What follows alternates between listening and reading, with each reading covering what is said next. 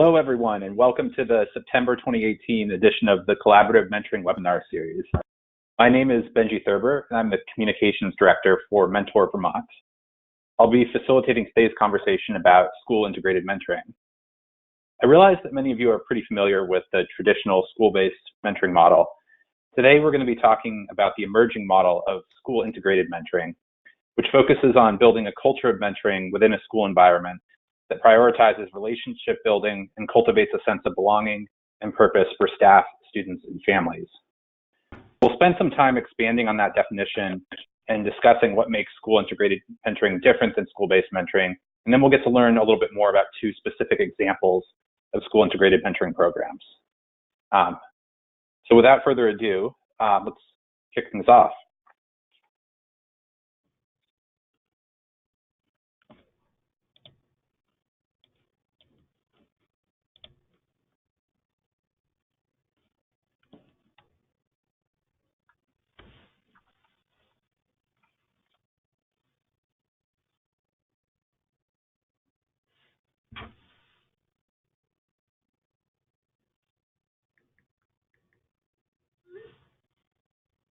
This webinar is part of the monthly Collaborative Mentoring Webinar Series, which is funded by the Office of Juvenile Justice and Delinquency Prevention through the National Mentoring Resource Center and facilitated in partnership with MENTOR, the National Mentoring Partnership. These webinars would not be possible without the planning team, which includes my organization, MENTOR Vermont, and the other state and regional mentor affiliates shown on the following slide.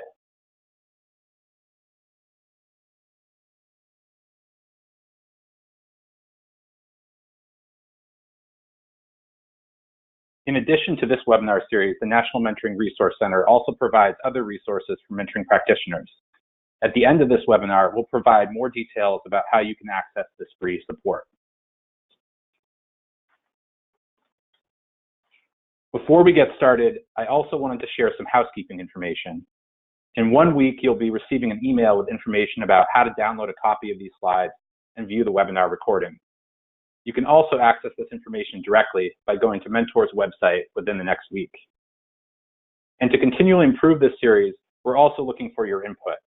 A short survey will pop up as you exit the webinar. And please take a couple of minutes to give us your feedback. We also want this webinar to be a participatory experience, so please use the question box to ask questions throughout the webinar. Abby from MENTOR will be queuing up questions to share with panelists during the Q&A portions of the webinar. We'll have time for questions after each of the three panelists' presentations. We may not get to every question because there are quite a few of you on the webinar today, but we will do our best.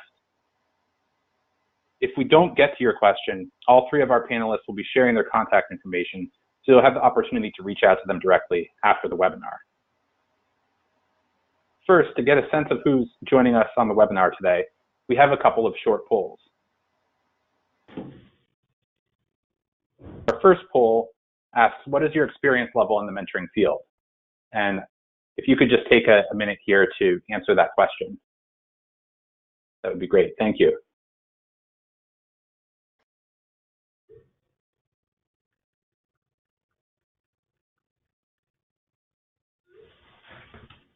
And it looks like, based on the results here, 60% of you are experienced in the mentoring field.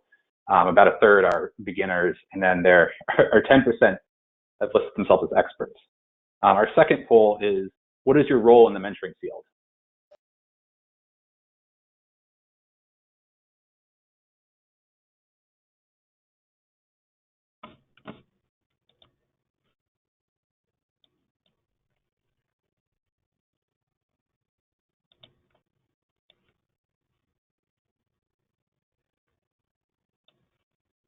Great, so it looks like quite a few of you, 59% are practitioners, and it seems like an even distribution across the board. I'm not sure what other would qualify as, but I guess we'll find out. Our third poll and final poll is, what best describes your connection to school-based mentoring?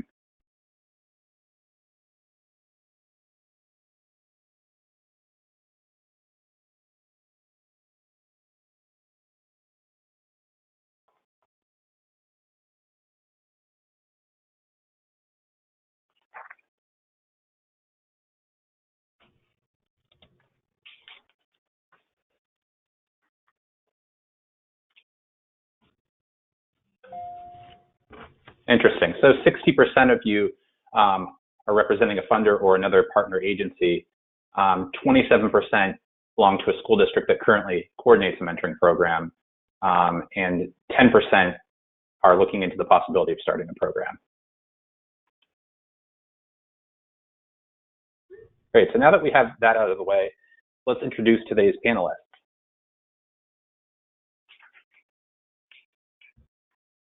First off, we have Delia Hagan, who is the Director of Program and Training Delivery at MENTOR, the National Mentoring Partnership. Hi, everybody. How are you? Our second panelist is Daryl Davis, the Assistant Superintendent of Innovation and Special Projects at Kansas City Public Schools. Hi, good afternoon, everyone.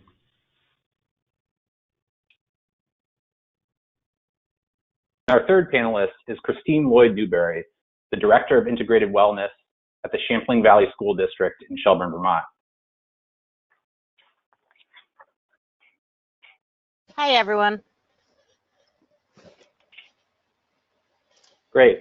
And so now, without further ado, I'm going to hand things off to Delia to get things started.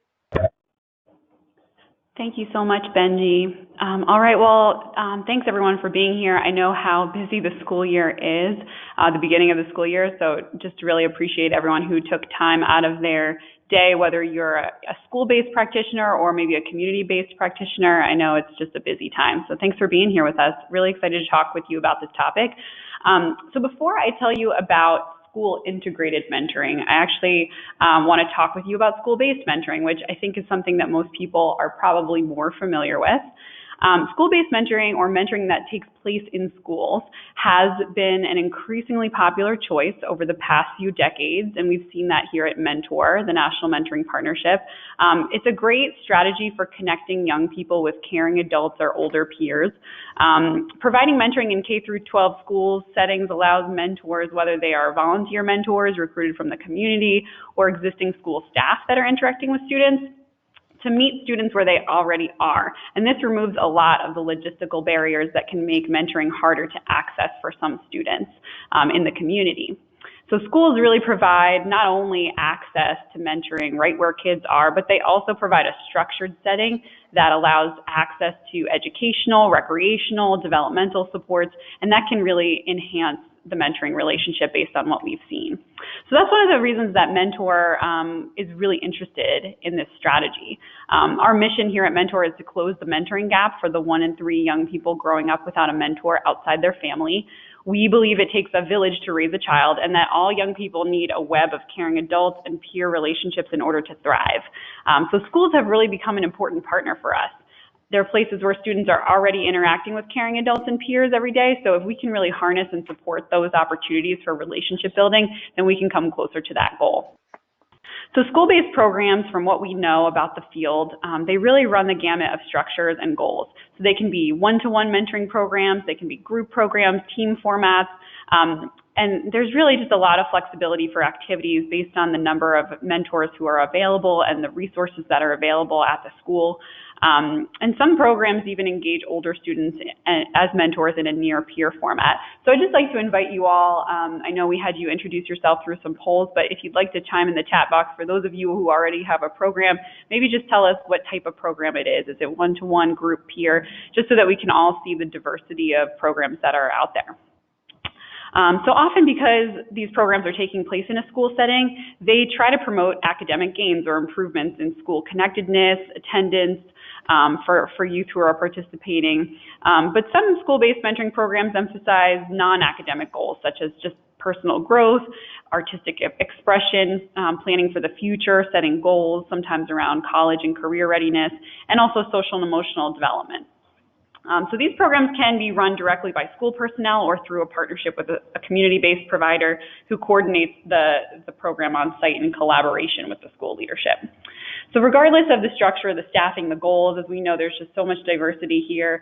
Mentoring programs in schools have been shown to be a cost-effective way of increasing the positive relationships that students have in their lives, while also having the potential to boost factors that can lead to educational success, such as connectedness to the school environment and to peers, improved relationships with teachers and staff, improved feelings of academic competence, and greater access to other supports such as tutoring, credit tracking, counseling, and post-secondary planning.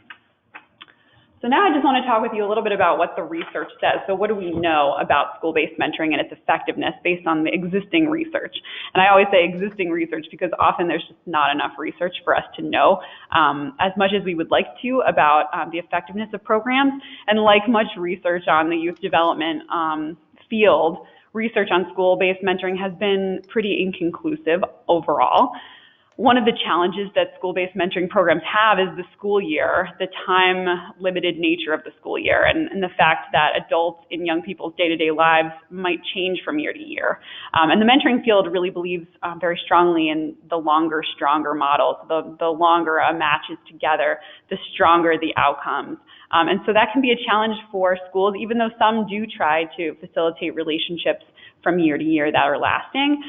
But intuitively, we know that sometimes people who are in your life for a short time can still make a huge impact on your life. And so, certainly a full school year can be a long enough time for a relationship to build and for supports to increase, particularly when students have a healthy closure experience.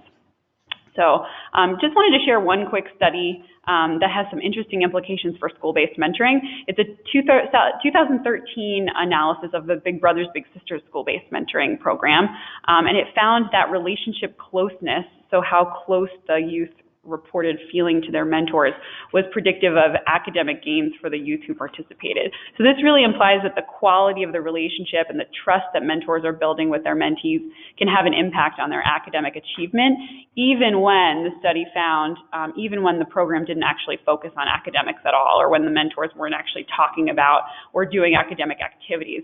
So this makes us think that mentoring, it's really the mentoring relationship that matters, and that school-based mentoring programs can offer a really wide variety of supports and activities while still helping young people achieve academically. And one other interesting finding from the study was that even youth who were rematched halfway through the year because their first match didn't work out, they were still able to have positive outcomes if they had a strong relationship with their second mentor. So just some things that we've learned about school-based mentoring so far from the limited research that's out there. So many of you probably know a bit about the promise and the challenges of school-based mentoring, and I'd just like to invite you to share any of your experiences in the chat box now. It would be great to hear what some of your experiences have been, and we can share those out when we pause for questions in a little bit. All right, so I wanted you to know a little bit about school-based mentoring before we talk about school-integrated mentoring, which is the topic of this webinar. So at Mentor, we started using the term school-integrated mentoring in 2016 when we joined the My Brother's Keeper Success Mentors initiative, and I'm going to tell you a little bit more about that in a moment. But for now, let me tell you what we mean by school-integrated. So I think of school-integrated mentoring as school-based mentoring 2.0.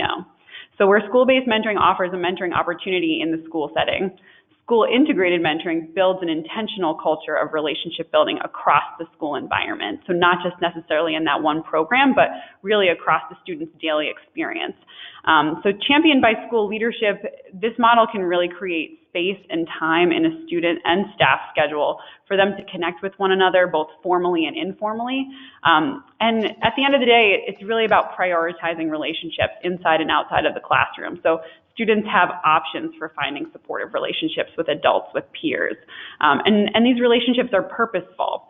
They're targeted. So as mentors get to know students at the school and build stronger relationships, they learn more about students' needs and can connect them to the right supports to ensure that they have what they need to come to school, engage in school, and achieve academically.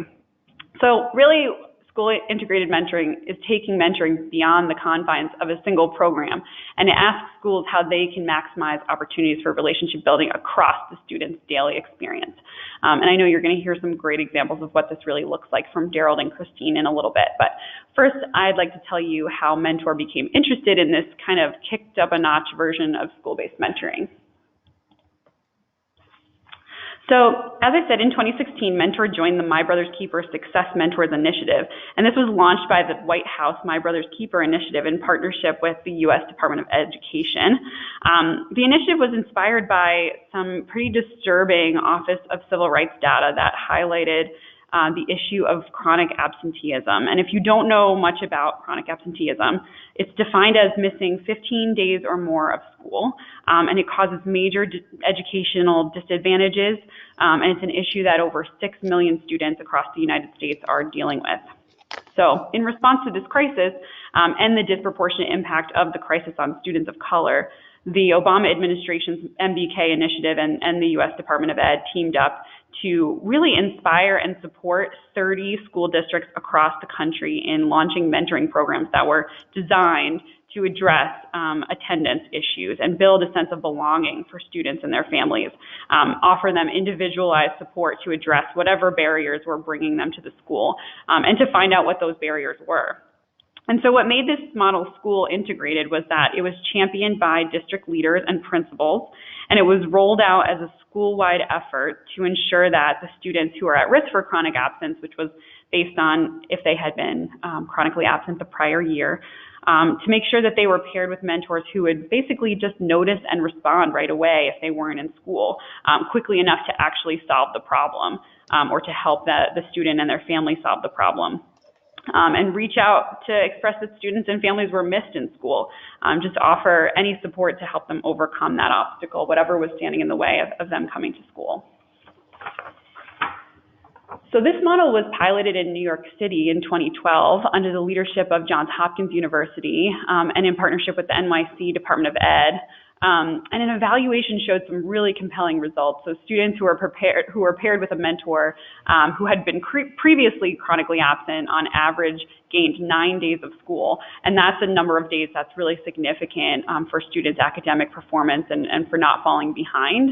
And I think what's so sad about what we found with this evaluation is that many of these students were living in poverty, they were homeless or in the shelter system, and being connected with a mentor really just helps them connect to straightforward supports, like issues they were having with transportation to get to school, but also intensive supports like mental health support and more intensive social services. So things that were, things that we could do something about at schools, but at the end of the day, people just didn't know what was going on with those students. They were falling through the cracks, and the mentors helped make sure that was no longer happening. So the magic of this model is really the frequency of the interaction between students and mentors, as you'll see on this slide.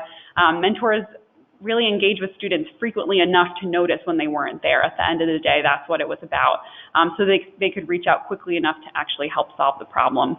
And without mentors, a lot of schools just don't notice students' attendance patterns until they are already chronically absent and at risk for falling behind. So as simple as this sounds, it was really transformational. Another critical component of this model is that it's strengths-based. So rather than reaching out to parents and families in ways that schools often do, telling them that a student is truant and that they're at risk for consequences due to their absences. Instead, mentors were building relationships with families. They were getting to know them. They weren't placing blame. They were partnering with students and their families to understand what was going on and troubleshoot what was going on. They celebrated successes, big or small, made a point to notice when students were in school. So there was just a totally different strengths-based approach than many schools had been using prior to this model.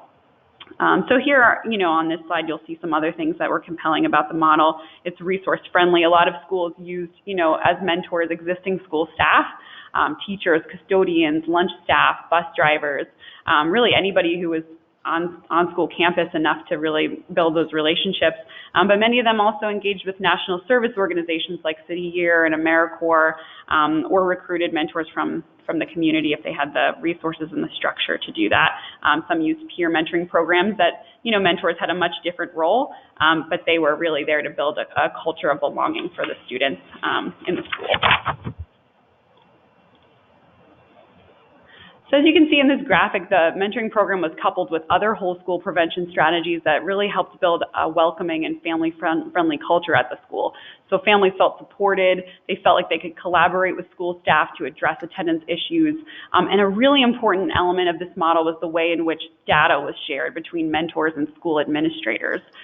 So school attendance teams that were led by the principal were held weekly, and they enabled mentors to share information about their mentees' barriers to attendance, not only to connect those students with social service providers, but also to help inform the school about policy changes or resources that they could put in place that would help all families. So in this way, mentors were really considered a critical partner for school administrators to address the needs of students and families as a whole. And the systems that were put in place, I think, is what really makes this model school integrated, facilitating communication between mentors and school administrators. So I just want to share this slide. These were some of the headlines that we saw from different cities across the nation, from Cleveland to Kansas City to Boston. And you'll see our next speaker, Daryl Davis, pictured right there on the slide. And since this launch in 2016, many of these districts have continued to grow and scale their programs. There was a national center funded by the Department of Ed that has helped bring information about this model to other schools and support those existing programs. So I'll share a link to their website in case folks are interested, but definitely encourage anyone who's interested in this issue of attendance to reach out and learn more. So I just share that as an example of why Mentor became so excited about the idea of integrating mentoring into the fabric of the school, into the systems of the school, not just offering it in the school environment, but really showing how mentoring can be a vehicle for so many positive outcomes. And Mentor and our state affiliates across the country, we provided a ton of no-cost support to those programs that launched, just to help them make sure that their practices were aligned with best practices for mentoring. And I just wanted to briefly share before I move on some of the things that we learned about what works best for school integrated mentoring programs, what kinds of frameworks and important practices should you be thinking about. So I don't have time to go into these in depth, but positive youth development, this is something many of us are familiar with in the youth development field, just assumes that young people can be equal partners in the design of programs, that they have many strengths from which to build. So that's been an important learning for us. Developmental relationships, for those who aren't familiar with the Search Institute framework, this really defines the components of relationships that support healthy development for young people. And you can see the graphic on the right just shows some of those components. Strengths-based perspectives, just a quick example of how mentors did this. In school integrated mentoring programs, they would look at the calendar, and rather than circling the dates that students were absent, they would circle the dates that they were in school to help show progress. And so those types of framework shifts were really, really important for the success of these relationships. We really look carefully at culturally relevant programming. And if you're not familiar with Gloria Ladson-Billings' work, definitely encourage you to check out her book, The Dream Keepers. But this is really, talking about the components of culturally relevant pedagogy, cultural competence, building a critical consciousness, and promoting academic achievement. And we also benefited a lot from a framework called Relationship-Centered Schools that was put out by Californians for Justice. And similar to what we've been talking about, it really talks about how to center relationships in the classroom, particularly as it relates to social emotional learning. So these are just some of the practices I wanted to share with you that we've taken away and said, these are the things that work well for school integrated mentoring programs, things to think about for those who are interested. So I hope this has been a helpful introduction to school integrated mentoring, this emerging concept, and really excited for you all to hear from Daryl and Christine in a moment so you can see what this really looks like in schools and districts. But first, I'm happy to take any questions that might have come up.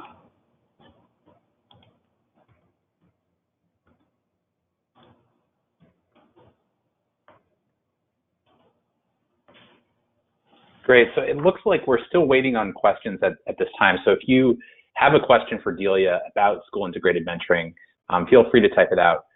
We also may end up coming back to ask questions of her later in the webinar.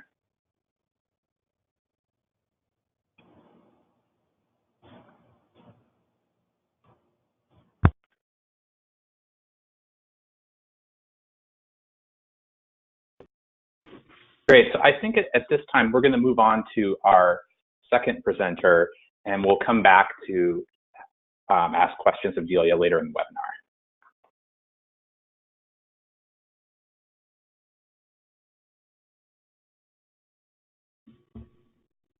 Oh, actually, we do have a question that just came in that might be of interest. Delia, we have a question. Do you have evaluation and data collection materials for capturing program progress available? Yeah, so for the Success Mentors program, there's some really, really fascinating pilot results from the 2013 evaluation that was done on the pilot just in New York City. But the programs that launched under the M.O.C.H.A initiative, the 30 districts, they're currently going through a national evaluation right now. So seeing how the different variations that they use, some used peer mentoring, some used outside mentors, some used teachers. So seeing what the impacts of attendance were based on those variations. And so that's forthcoming. That's, I think, in progress right now. And we'll be able to see more about their progress because, I think the big question was, does this work in really diverse, different school districts? Can it be customized to specific, communities that are much different from the New York City pilot where it first originated? And our guess is yes. I think we believe really firmly here at Mentor that programs can be customized, depending on what the needs of the students are, and models can be shifted. But I think we're still waiting to see any research that kind of backs that up and gives us some specifics.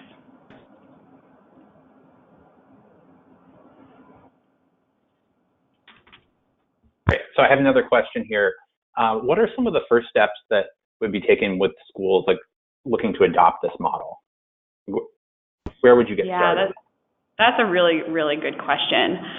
So I think the first thing I would recommend, and when I talk with schools who are interested in this model, I ask them, what is the school already doing to provide relationship building opportunities? So a lot of schools have advisory periods, for example. And so that might be a place where, there's an opportunity for more intentional relationship building if we're reaching out to school staff and saying, hey, how can we help you really build relationships with students, in these places where you're already connecting with them. And what we find is that a lot of adults in school environments are already doing this work, but they might not be recognized for it. It may not be celebrated by the school. So it may just sort of fall to the wayside and be an afterthought for them.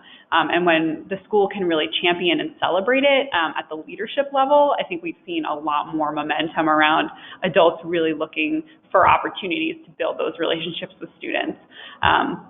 Another, low-hanging fruit strategy that we've heard schools use is, they've looked at lists of, by grade level, they've come together as departments and looked at the lists of students in their school and seen, try to identify who has a relationship with each individual student. And if they find that there are students that don't have a relationship with anyone, any of the staff, they start to target those students and say, how can we just informally build relationships with those students? So that can be a really good place to start. If folks are looking to do a more structured mentoring model, I think one of the best places to start is looking at the elements of effective practice for mentoring, and that's an evidence-based document that we put out with all the different standards for quality mentoring, and not intended to be overwhelming, but it really kind of walks you through what the important things to know are about building a mentoring program from the ground up. And we actually have a great module as well on the Mentor website about starting a mentoring program. So that can really help you understand, what are the roles and tasks that are going to be involved? How do we fundraise for this if we don't have funding for it? Or is there someone at our school or district who can coordinate this? I think that coordinator role is so important to have someone who's dedicated to managing a program so that it's really effective. Great. Thank you so much, Delia. I think at this point in time, we're ready to hear from our second panelist, Daryl Davis, who's going to talk with us about the mentoring programs that he oversees in the Kansas City Public Schools. Daryl, I'm ready to hand off the mic to you now, so take it away. Hi, good afternoon, everyone, and greetings from Kansas City, Missouri. I would like to start out by giving just a brief overview of our district. We have about 36 school buildings, including 18 elementary schools, 2 middle schools, and then 6 high schools. We also have 2 alternative schools, along with a 1 graduation center for those who may require alternative means for graduation. And we employ about 2,500 employees in our school system. And you can see from the chart our demographics. We are about 91% minority school system. And I'll also go ahead and share that we have the largest English language learner population in the state of Missouri. So moving on, I just want to share a little bit about our strategic plan that we just went through. And so we've completed this with the assistance of our community. The strategic plan will govern our programs and goals over the next 5 years. It's broken down into 4 pillars, and I want to draw your attention to Pillar B. Pillar B recognizes that schools can't do it alone. It promotes trust, open communication, and healthy partnerships with families and community. And this is where our district-wide mentoring initiative falls, is in Pillar B. Moving on, I would like to share a little bit about the mentoring programs that we've started with. So we are currently in year 2 of a 3-year rollout for our district-wide initiative. We have 36 schools. This year we have 24 that are participating in our mentoring programs, and then next year, in year 3, all 36 buildings will participate in mentoring. We were intentional about rolling this out slowly. So we initially launched our programs with the My Brother's Keeper Success Mentors initiative that Delia mentioned earlier. We believe that this program was best to start with because there was already a clear evidence of impact from the pilot that occurred in New York City public schools. And it also allowed us to focus on students that were most at risk, or those most at risk of academic failure, because they simply were not coming to school enough days. And so we saw a tremendous amount of success in year 1. Pictured there is a mentor with his mentee. This young man, his attendance went up 14% after being matched to his mentor. And we have over 100 other cases where we saw positive gains in student attendance or a reduction in chronic absenteeism rates through the support and help of success mentors. Also, we have launched a new program called Lunch Buddies. We're rolling this out this school year. We have it operational in 18 of our 24 elementary schools this year. It's easy. It doesn't require a student to be at risk. It's really for any student. And we've received a lot of partnerships from local businesses such as Hallmark Cards. We've already trained 40 of their staff members. They're mentoring at a neighboring elementary school. We also have support from our local fire department. There are 120 firefighters that have come on board as lunch buddies. And this initiative, just like Success Mentors, mentors come into the schools and spend 30 minutes each week with their mentees. And I should share that we have purchased a software that helps us manage all of the mentors. And so the software that we use is Innovative Mentoring, and it allows us to match mentors to mentees with common interests, and makes it just easy to communicate with all mentors, keep them abreast of our events and so forth. So also we have launched a mentoring program called M.O.C.H.A. It stands for Men of Color, Honor, and Ambition. This is a group mentoring program, unlike the other 2 that I mentioned, which were for one-to-one mentoring relationships. The M.O.C.H.A.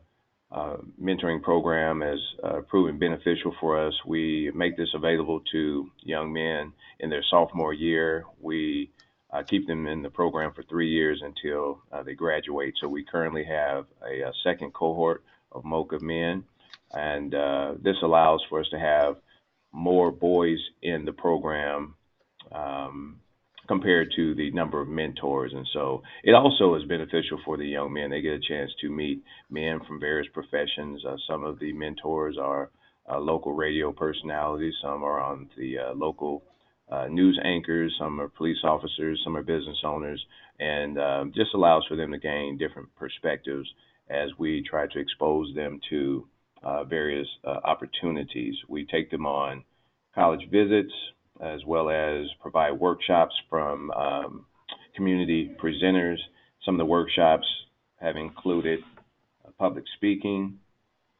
We've had workshops on interview and soft skills training, and also ACT prep. And our goal is to take young men and really put them on a different trajectory. We want them on a path to go on to college, and so we really just pour a lot of energy and love and support into them. And we do that with all of our programs as well, K through 12. All right. All right, on the next slide, you'll see that our recruitment efforts are huge. I have to give a lot of credit. It starts at the top with our superintendent, Dr. Mark Bedell. Every time he's out speaking publicly, he encourages the community to get involved with our mentoring initiative.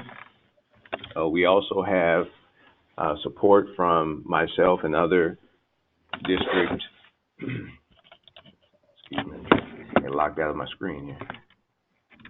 Myself and other central office personnel, and then we have support at the building level with our principals, teachers, and other school-based staff. And so what you see there on the screen are local partners that have joined us, whether it's the Prime Health Foundation that provided a $5,000 check to support our M.O.C.H.A mentoring program, or the Cause Church. They've had almost 50 of their members become success mentors. Also, Spire Gas Company, they have over 10 men that have joined the mentoring mission, and there are just a lot of local churches and businesses that have gotten involved, and we are currently building partnerships with several other companies at this time. And so we really just have had an outpouring of support from elected officials as well. So kudos to the Kansas City community for supporting mentoring in this school-based and school-integrated platform. All right, next up, would like to tell you a little bit about our model. So we require that every potential mentor goes through training. And last year we trained a little more than 400 mentors. This year we've trained more than 200 already, and there are many more that are signed up. This evening we have a mentor recruitment event in partnership with Congressman Emanuel Cleaver. We have over 200 men that are signed up to participate in this dialogue, and we hope to get some of them to become mentors after this event this evening. And so in addition to training, we also conduct background checks on every mentor, and we ask for 2 references, and we check those references before we match them to our students.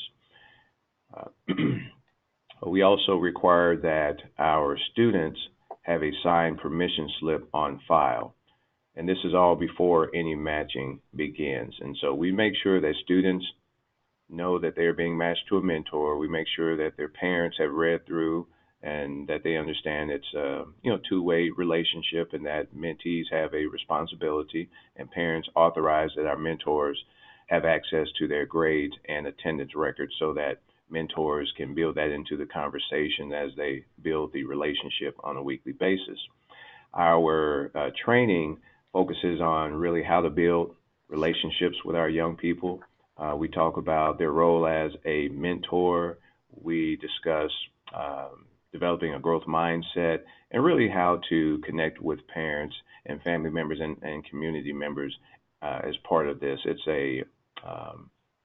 It's really a holistic approach to building relationships, and the partnership between the mentor and the school is very critical in the success of our mentees.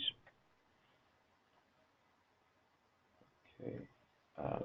Also, we have at the beginning of each school year a family kickoff event where we invite our mentors, our mentees, and the mentees' parents to come out and really just celebrate our mentoring efforts.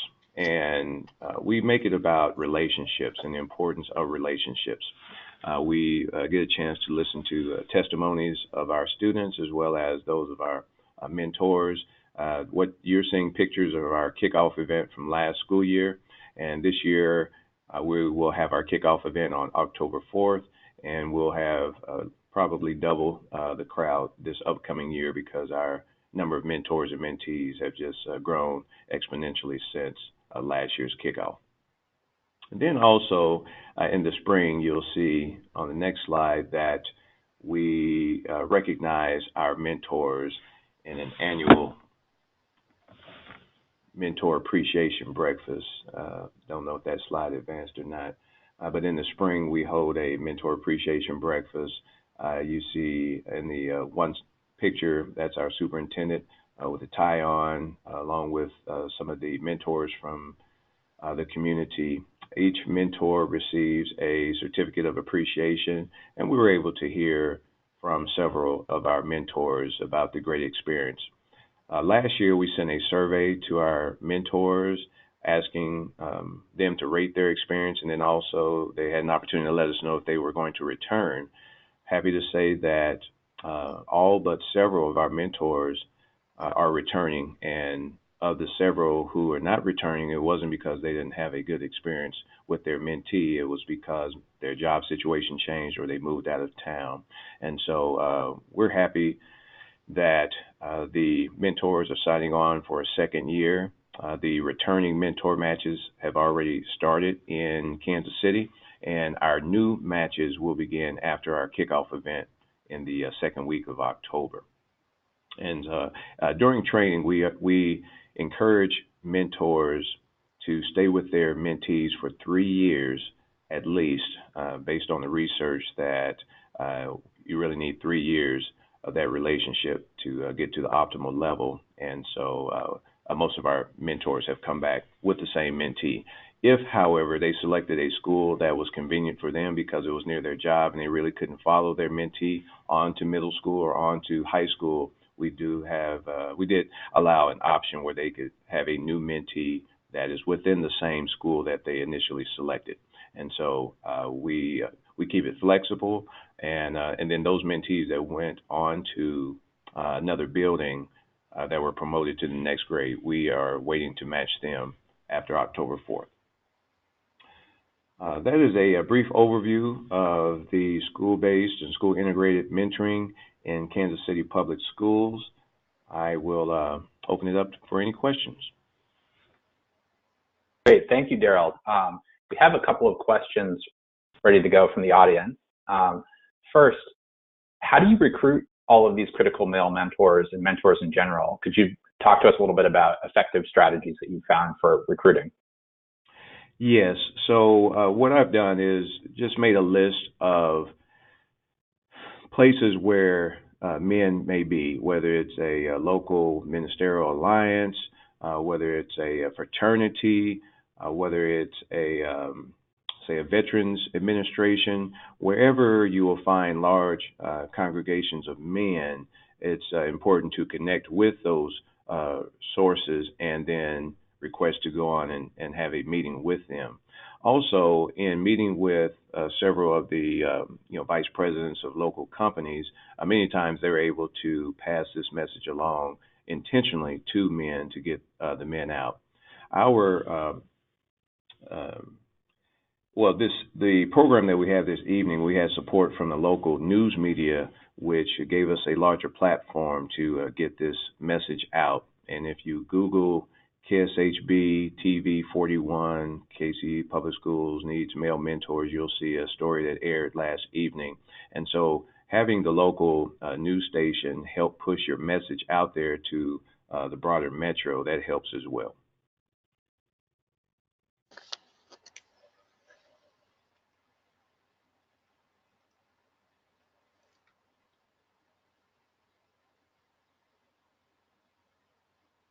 Is there a second question? Yes, I'm sorry, I had my mute button on. How do mentors and mentees spend time together in a school setting? Do they meet during lunch period or outside of school time, and are they allowed to meet off of campus? All of our programs require that the mentor-mentee session takes place between the starting bell time and ending bell time. So Lunch Buddies specifically is a lunchtime meeting space. And so the schools allow the mentors to eat in the cafeteria with their mentees, but most of the schools have a room that's designated for the mentor and the mentee to take their lunch to, that's right outside the cafeteria. This allows for more private conversation and or other activities that sometimes they may read or play checkers over lunch. And then also it keeps some of the other students who may not have a mentor from joining in, and oftentimes in that cafeteria you may go to connect with one student, you end up connecting with 3 or 4 because all of the other students around you, they want to participate. And so there's a private room there for the Lunch Buddies mentoring program. For Success Mentors, it's more flexible. It's not contained to the lunch hour. It can happen any time of the day. These students are called out of class for the 20 to 30 minutes, and the schools are very open to allowing this to occur, because many of the students who are matched to Success Mentors were chronically absent. And so these are students that without the support of a mentor, these students are missing 2, 3, 4 days of school each month. And so principals have made have stated that they would prefer that a mentor come to help brainstorm and be a thought partner with that student for 30 minutes, even while to miss 30 minutes of class, because that mentor is helping to increase the number of days total that the students are coming, by really getting to the root cause of that absence. Again, most of these students have gains of 8, 9, 10% in attendance, and some go as high as 14 to 18% we have seen. And so those meetings take place anytime throughout the day, according to what was easiest for the mentors when they signed up. Some signed up to go in and have their mentor session before they go on to work. Some do it over the lunch break, and some do it on the way home from work, and they are able to get in before school is dismissed. It's very flexible. For the group mentoring on M.O.C.H.A, we actually have a bus that comes to pick up the boys because they all attend 5 different schools, and we bring them to a common location wherever our workshop is taking place. Great, thank you, Daryl. At this time, we're going to move on to our third and final presenter, Christine Lloyd-Newberry, who's going to talk to us about the mentoring programs that she oversees in the Champlain Valley School District in Shelburne, Vermont. Thank you, Christine. Thanks, Benji. So like Benji mentioned earlier, I am the Director of Integrated Wellness here in Champlain Valley School District.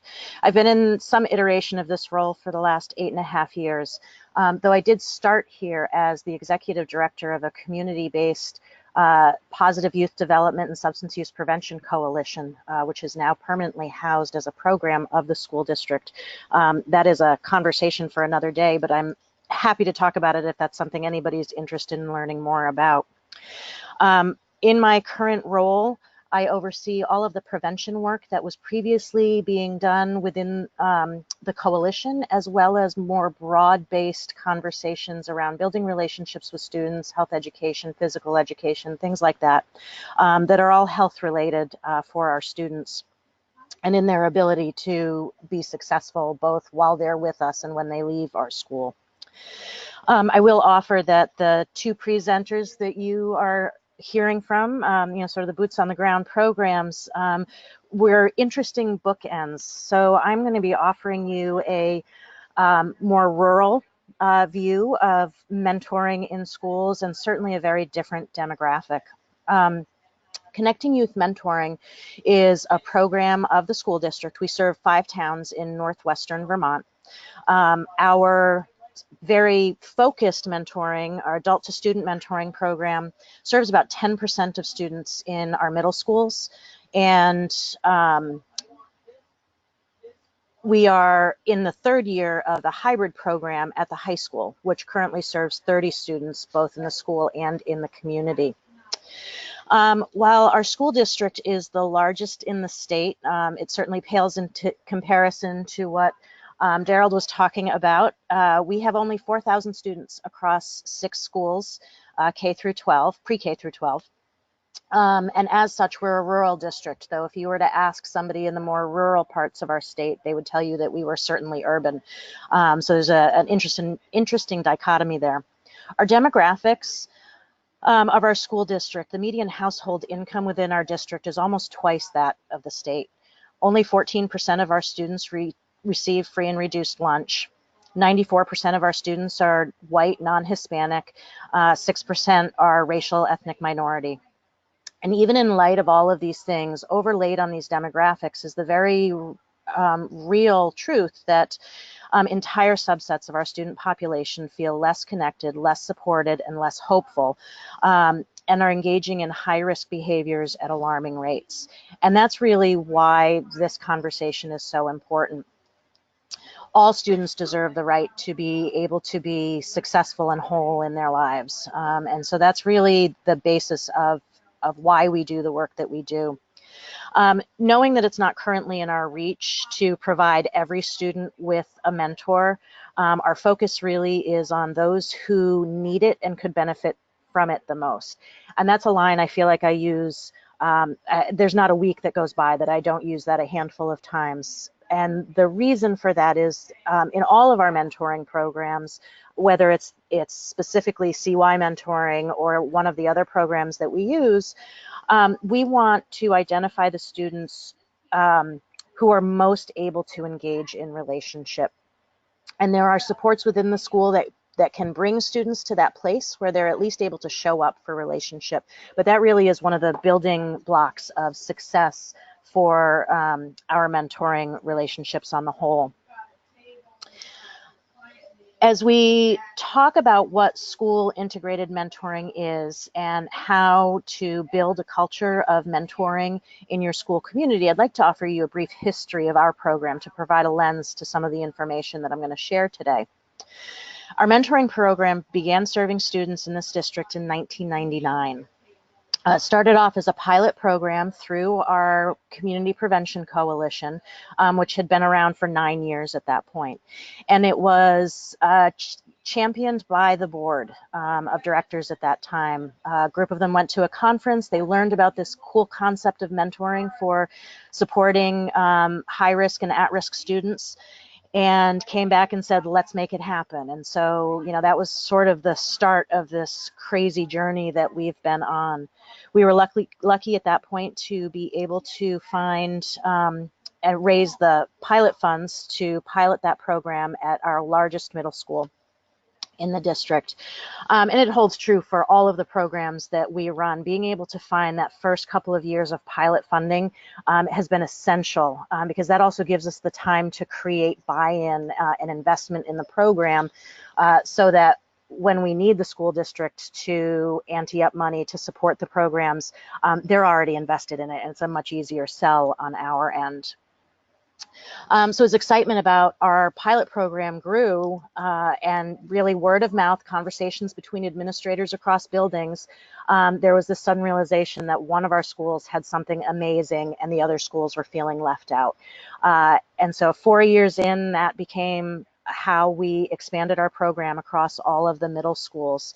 That original expansion was funded by our Drug-Free Communities grant, which included a host of other prevention-related activities, but definitely framed mentoring as a way of reducing high-risk behavior among youth. So we had 10 years of solid funding through that grant to be able to support this program. Today, the Community Coalition, like I said, is fully embedded part of the district's integrated wellness department. The mentoring program alone represents more than 5,000 hours committed to the well-being of students annually. We have a retention rate of 98% in our school-based program, and in our hybrid program, which is a combination of school and community-based, we have about an 80% retention rate. Both of those are well above the expected average. Additionally, the match length, which we don't well, I guess we do have at the high school level. Our average match length right now sits at about 3 years. We are only a couple years into the high school program, so I expect that number to start climbing, but that now ranges up to 7 years with students in the program.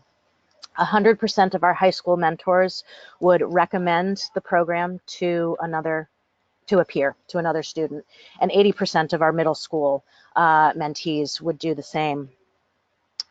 Additionally, among mentors and students, we have 100% of mentors and 99% of students who rate the program excellent or good in terms of their experience of it.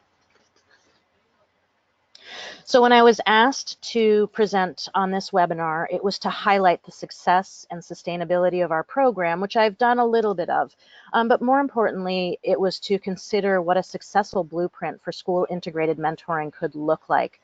Because of the limited time, I'm not going to do a deep dive into the step-by-step process, but more overarching aspects of supporting school-based mentoring and even more broadly, school integrated mentoring.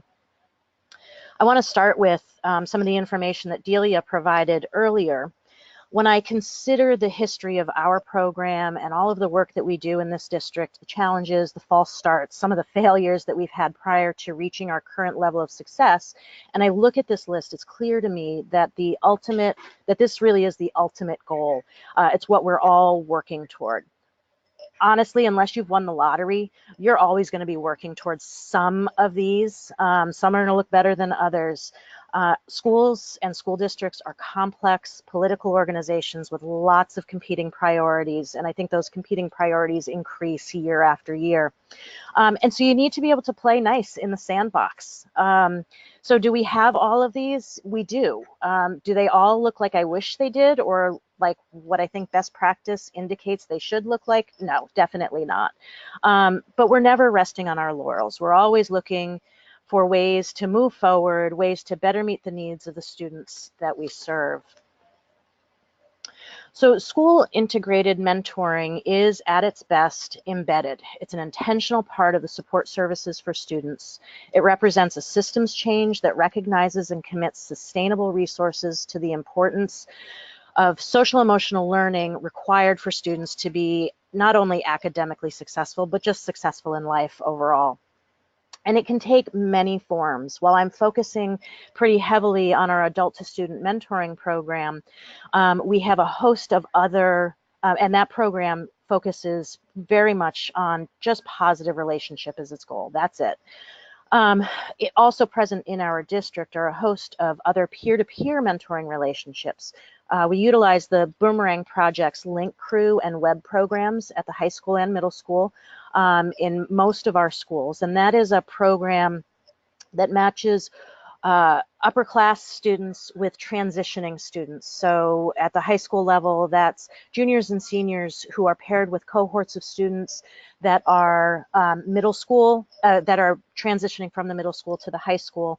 And similarly, at the middle school, that is 7th and 8th graders matched with cohorts of students coming into the 5th or 6th grade, depending on which school it is.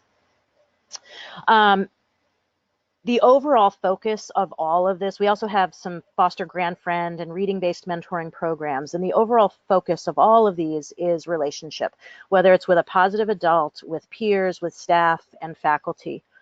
More recently, and I think this really speaks to the systems piece of all of this, we have started at our high school level surveying students in a non-anonymized way about student assets. So we have tons of anonymized data, but we've started doing this, and there's very limited access to the student-specific information, but it gives the administrator and a handful of other people within the school the opportunity to look at what some of the sharpest indicators are for students that highlight both their successes and the growth areas. And it allows us to see things like the students who identify as being least connected to their schools, and then to look more broadly at how are we meeting the needs of those students. Are they on lists in other places? Are they connected with a mentor? Things like that.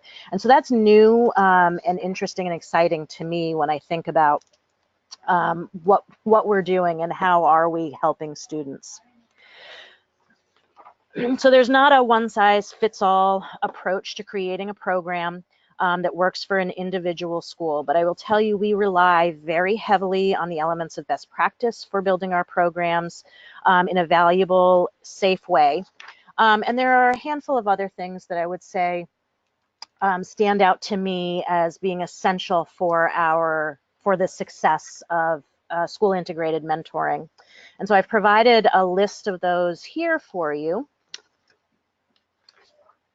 I don't know if the slide is going to advance. Here we go. So I've provided this list. It looks like a really nice, neat little list, but the truth is it's all tied together. It's all super integrated.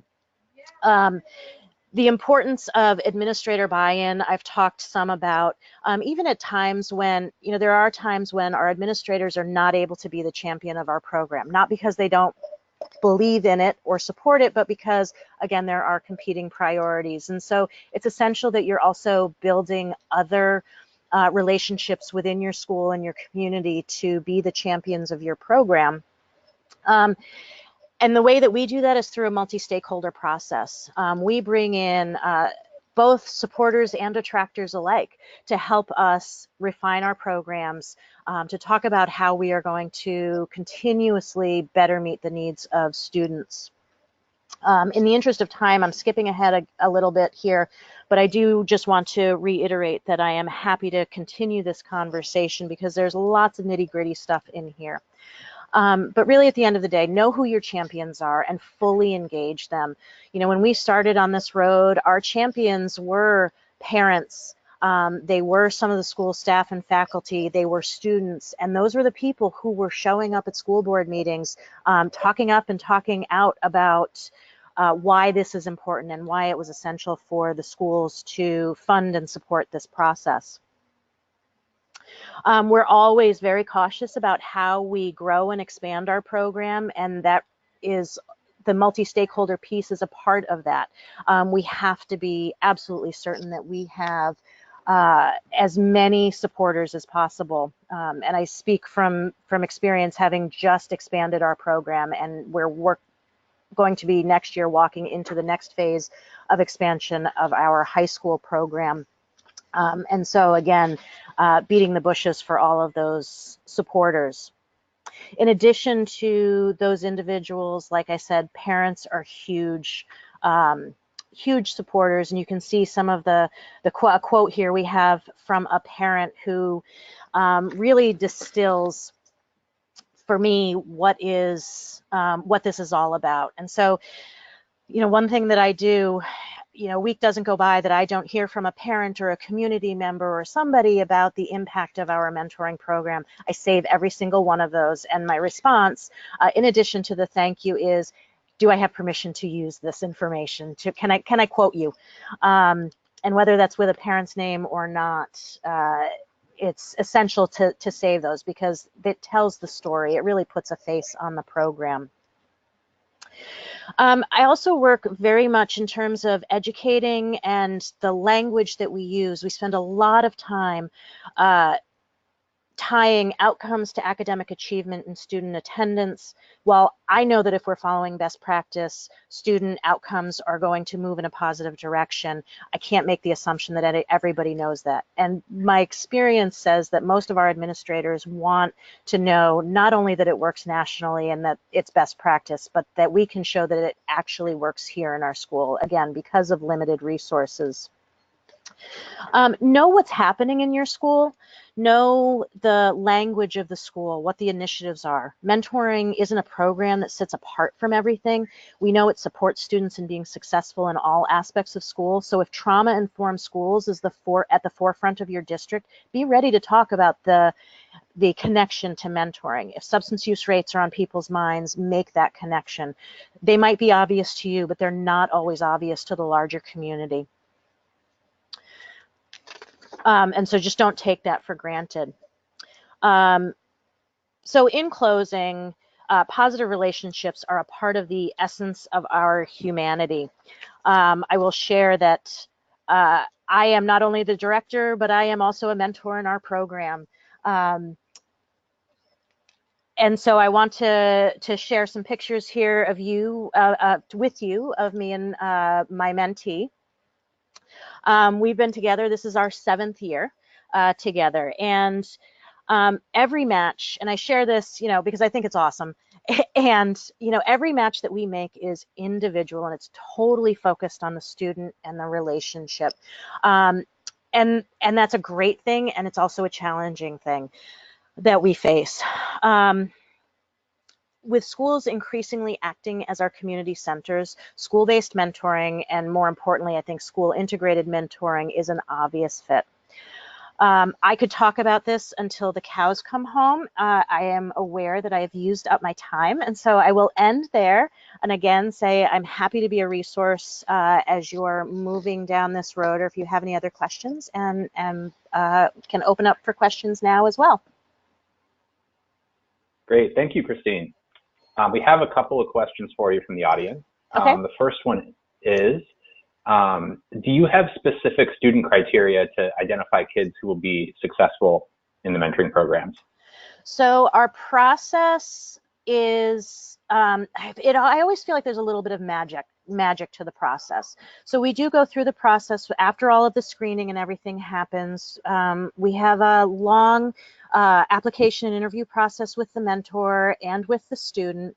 What we talk about to school staff and faculty and to parents when we're seeking nominations is we're looking for the kid who's most likely, like I said earlier, we're looking for the student who's most likely to benefit. And so that may not be the kiddo who is the highest flyer in your school, but it may be the student who sits alone at lunchtime, or even more importantly, maybe goes to the library by themselves at lunchtime.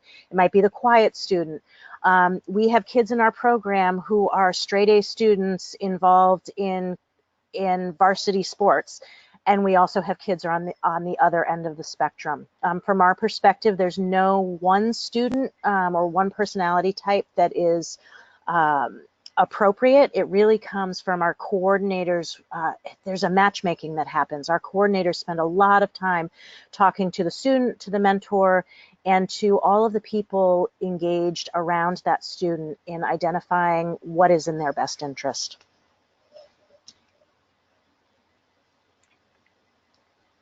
Great. The next question is, how do you train teenagers to understand the ways in which a relationship with a trusted, caring adult can be helpful and get them to buy in that this can be beneficial?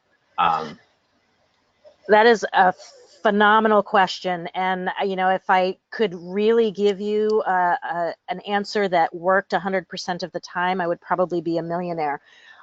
Right now in our high school program, all of the students in our high school program have transitioned from our middle school program. So they are students who already have a relationship. So like Jessica and I've known Jessica since she was in 5th grade. She's now a junior. Without that lasting relationship, things would look very different. What we are finding in the high school program is we're starting to transition to adding brand new matches, that those matches are less relationship focused as their primary goal, but have a more targeted goal. So those relationships we're starting to build are on very specific areas of interest, life goals, college planning. We have a student who we just recently matched with a local mechanic who wants to learn about car repair, things like that are very focused and specific. And those seem to be the most successful for us. The other thing, and this is a challenge with our schools, is helping school staff and faculty to understand that just because they see the value of a mentor for a particular student doesn't mean that a student is going to be ready for that. So we require that all students have the opportunity to opt in or out of the program. And we have a very clear conversation with them, and direct conversation about what the expectations are, and what does it mean to show up consistently for a relationship.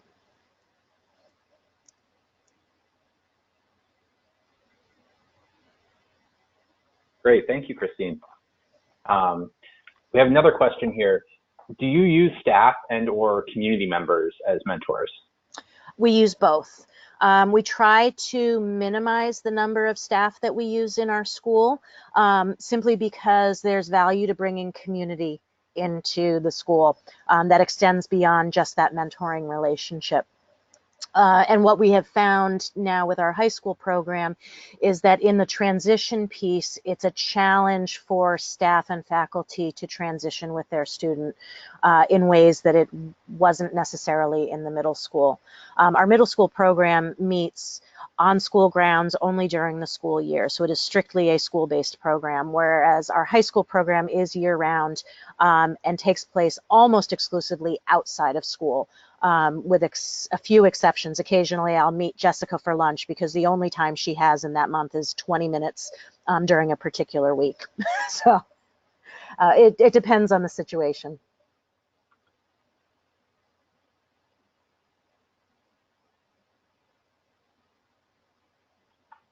Great, thank you. At this point in time, I think we're going to open things up to questions for all three of the panelists. And I have a question here for Daryl. Do you have information on conducting trainings and who actually conducts the trainings at your schools? Hi. Last year, I conducted all of the trainings personally. This school year, I have the assistance of Ms. Serena Clinton, who is the coordinator of mentoring services in my department, and so the demand has grown, and so she has taken on leading trainings as well, so that we can cover more ground. And so this year we have taken on training more school-based site teams as well, and so definitely to get around to all the schools we're going to have to split up and do it that way. So we have 2 people in our district who are leading mentor trainings.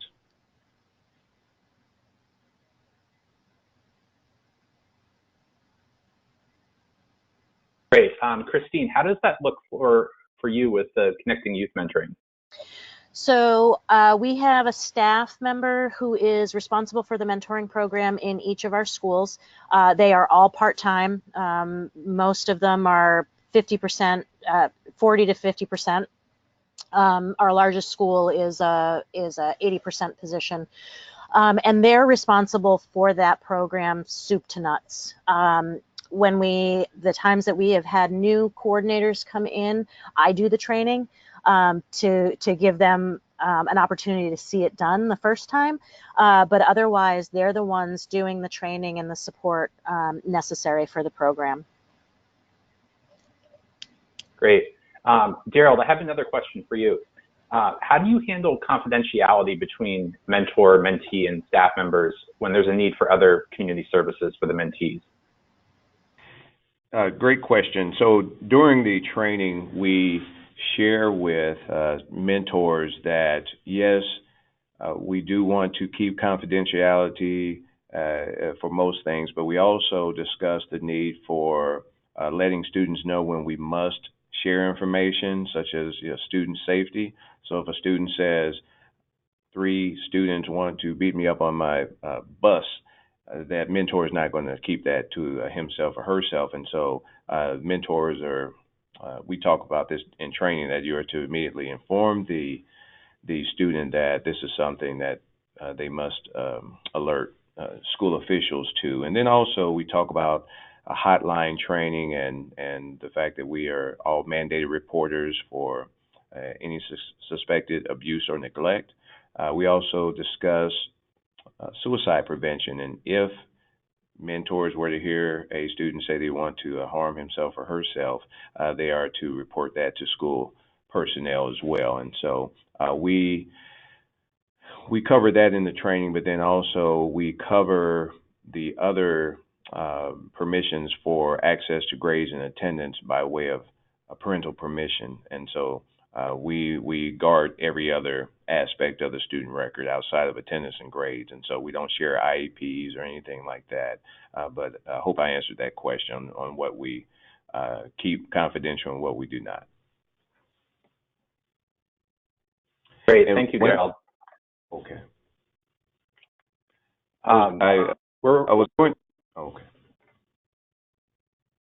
I think we're running a little short on time at this point, so we're going to need to wrap up the webinar shortly. We wanted to close today's webinar by talking about some additional resources that might be of interest to you. Mentor scales impact by developing and supporting a national network of affiliates, like the one I work for in Vermont, that support mentoring programs in a specific state or region. These affiliates provide the leadership and infrastructure necessary to support the expansion of quality mentoring relationships in local communities or statewide. Mentor affiliates also serve as a unique role as a clearinghouse for training, resources, public awareness, and advocacy. We encourage you to find out whether you have an affiliate in your region and connect with them to learn about local resources and training opportunities. Additionally, if you are part of a mentoring program, and it sounds like a lot of you were from the earlier poll, we encourage you to register with the Mentoring Connector, which is Mentor's national database of mentoring programs. This searchable database allows mentors and mentees from across the country to find your program and is connected to LinkedIn, MBA Cares, mentor.gov, and many other avenues of free program promotion.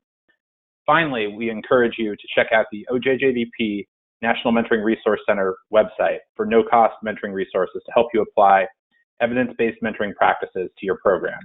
The Mentoring Resource Center provides reviews on mentoring models and mentoring for special populations, implementation resources from training manuals to mentor guides that are reviewed by the National Mentoring Resource Center Research Board, a blog featuring innovations and best practices for mentoring practitioners, and the opportunity to request no-cost training or technical assistance. And as a reminder, 1 week after the webinar, all attendees will receive an email with a link to the Collaborative Mentoring Webinars Series webpage, where we'll post the recording, the slides, and additional resources. Also, don't forget, we want your feedback. At the end of today's webinar, as you're signing off, please answer the short survey that pops up and help us make this series even better.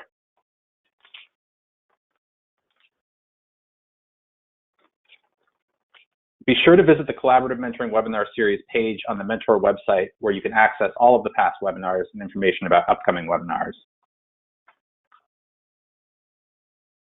Thank you again for joining us today, and we hope that you'll join us next month on October 18th for our next webinar, which will be on board engagement. And once again, as you exit today's webinar, a short survey will pop up, and we hope that you'll help provide us feedback to make this series even better.